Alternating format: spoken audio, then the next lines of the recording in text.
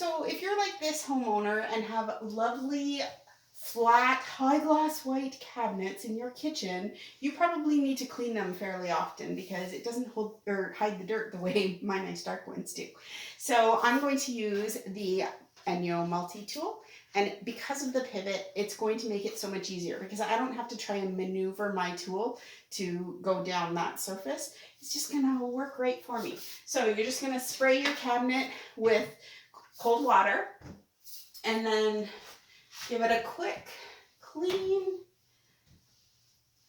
And it's so easy. Now to dry behind, you have your option. You could add on your squeegee to this. You can flip over to your soft fiber to dry behind, or you could, if you really wanted to, you could use an ENJO fill, but I can't reach the top of those cabinets and neither can the homeowner, so it's a lot easier this way. So you're just going to go right over it to dry behind.